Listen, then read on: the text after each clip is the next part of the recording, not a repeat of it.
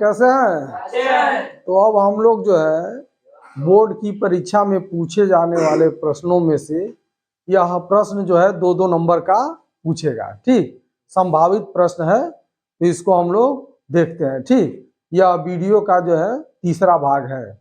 पहला और दूसरा अपलोड हो चुका है, अब तीसरा जो है अपलोड किया जाएगा। तो इसमें देखते हैं पहला क्वेश्चन जो दिया है समीकरण x स्क्वायर ऋण 7x धन 12 बराबर 0 की मूलों के व्युत्क्रमों का योगफल ज्ञात कीजिए। तो सबसे पहले हम लोग क्या करते हैं, इस समीकरण को लिख लेते हैं x स्क्वायर ऋण 7x धन 12 बराबर 0। अब इसका मूल निकालेंगे। यह द्विघात समीकरण है तो इसके दो मूल होंगे, तो दोनों मूल हम लोग क्या करेंगे, ज्ञात करेंगे, और तब दोनों मूलों का व्युत्क्रम करके उसका योगफल हम लोग निकालेंगे। तो सबसे पहले इसका मूल हम लोग निकालते हैं, तो गुणनखंड विधि से भी इसका मूल हम लोग निकाल सकते हैं। क्या हो जाएगा, 1 गुणे 12, 1 गुणे 12 बराबर कितना हो जाएगा 12। हाँ, अब हो जाएगा 4 गुणे 3 बराबर क्या हो जाएगा 12, 4 3 12, दोनों ऋण कर दिया जाए तभी 4 3 क्या हो जाएगा 12 हो जाएगा। यह हो जाएगा ऋण 4x ऋण 3x बराबर हो जाएगा ऋण 7x। होगा कि नहीं होगा? अब ऋण 7x के जगह पर हम लोग इतना लिख देंगे, ये हो जाएगा x स्क्वायर ऋण 4x ऋण 3x, 7x के जगह पर हम लोगों ने लिख दिया इतना, और धन 12 बराबर 0। इसमें हम लोग x कॉमन कर लेंगे, x कॉमन करेंगे तो यहाँ बचेगा x, और x कॉमन हो गया तो ऋण 4। फिर यहाँ ऋण 3 हम लोग कॉमन कर लेंगे। ठीक, तो ऋण 3 कॉमन कर लिए तो यहाँ पर बचा x, और यहाँ पर जो है ऋण हो जाएगा। ठीक, और इसका भाग इसमें हो जाएगा, तो 3 से 12 भाग देंगे तो 3 चौका 12, ठीक, बराबर 0। अब हम लोग एक बार कंफर्म कर लेते हैं कि हम लोगों ने जो कॉमन लिया सही है कि गलत है। तो हम लोग क्या करें, एक बार इसका गुणा कर दें, इसका गुणा इसमें करेंगे तो क्या हो जाएगा x स्क्वायर, इसका गुणा इसमें करेंगे तो ऋण 4x, और इसका गुणा इसमें करेंगे तो ऋण 3x, और ऋण में ऋण का गुणा होगा तो क्या होगा धन होगा, तो 3 चौको 12 धन 12। इसका मतलब हम लोगों ने जो कॉमन लिया है वो क्या है, सही है। अब दोनों में जो है क्या x ऋण 4 है, x ऋण 4 दोनों में है। ठीक, और ये हो जाएगा कॉमन हो गया यह, तो बचा x ऋण 3 बराबर 0।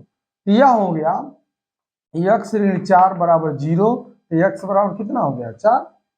फिर इसी तरह से x ऋण 3 बराबर 0, तो x बराबर कितना हो गया 3।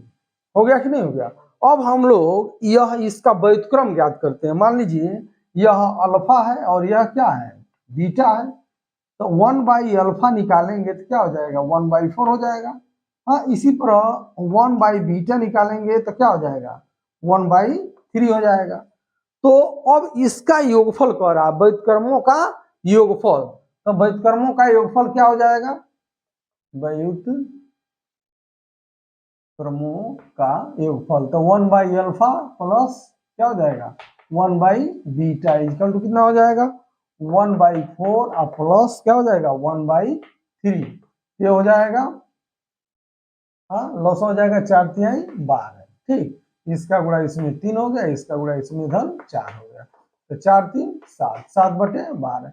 इस प्रकार जो है इस दिए गए द्विघात समीकरण के मूलों के व्युत्क्रमों का योगफल जो है कितना हो जाएगा 7/12। इस प्रकार इसका आंसर जो हम लोगों को प्राप्त हो जाता है। अब देखते हैं हम लोग अगले क्वेश्चन को।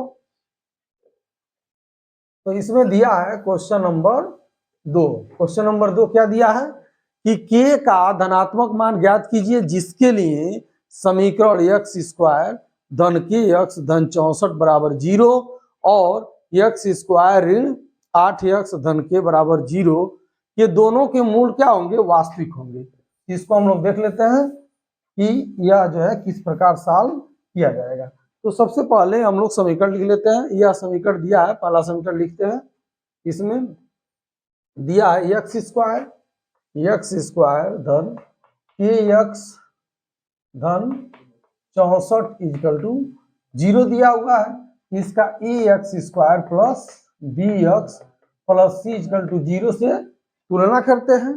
तो यहाँ पर एक्स स्क्वायर का गुणांक ए है तो यहाँ पर एक्स स्क्वायर का गुणांक 1 है, यहाँ एक्स का गुणांक जो है बी है, यहाँ एक्स का गुणांक के है, तो बी इक्वल टू क्या हो जाएगा के, और सी इक्वल टू कितना हो जाएगा 64। तो अब हम लोग जानते हैं डी इज ग्रेटर देन 0, यह कंडीशन होगा तभी इसके मूल क्या होंगे, वास्तविक होंगे। तो यह डी बराबर हम लोग जानते हैं क्या होता है, डी बराबर होता है B square minus 4ac is greater than 0, ऐसा होना चाहिए। तो अब मान हम लोग निकालेंगे बी का मान कितना है, के है, के का स्क्वायर कर देंगे, -4 इंटू ए का मान 1 है, 1 रख देंगे, इंटू सी का मान कितना है 64 है, इज ग्रेटर देन 0।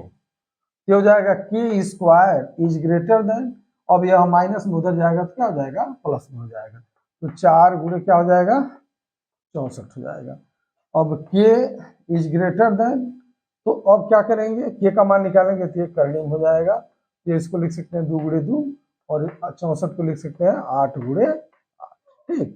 तो के इज ग्रेटर देन कितना हो जाना चाहिए, एक 2 बयां से निकल जाएगा, एक 8 यहाँ से, तो 2 गुणे 8, तो के इज ग्रेटर देन कितना हो जाएगा 8 दूनी 16। तो इस समीकरण के लिए क्या हो गया, के जो है 16 से बड़ा होना चाहिए, तब मूल क्या होगा, वास्तविक होगा, ये हो गया। पुनः अब हम लोग जो है इसी प्रकार जो है दूसरे समीकरण को ले चलते हैं, इस समीकरण को, इस समीकरण को भी हम लोग सॉल्व करेंगे सेम इसी मेथड से। तो यहाँ पर लिख देंगे हम लोग एक्स स्क्वायर ऋण 8x धन की इक्वल टू 0। अब इससे हम लोग क्या करेंगे, तुलना कर देंगे, तुलना करेंगे तो हो जाएगा इसका एक्स स्क्वायर गुणांक ए है, या एक्स स्क्वायर गुणांक 1 हो गया, एक्स का गुणांक बी है, या एक्स का गुणांक ऋण 8 हो गया, अचर पद सी है तो यहाँ सी का मान जो है क्या है, के है।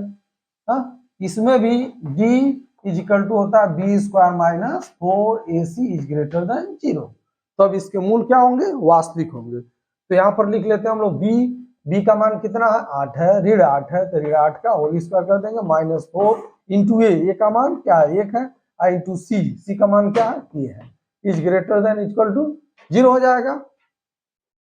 अब हम लोग क्या करेंगे, ये क्या हो जाएगा 8 टाइम 64 हो गया, और ये हो गया ऋण 4 ये हो गया इज ग्रेटर देन 0, इस माइनस में इसको इधर ले जाएंगे तो हो जाएगा 64 इज ग्रेटर देन क्या हो जाएगा 4 ये हो जाएगा, ठीक।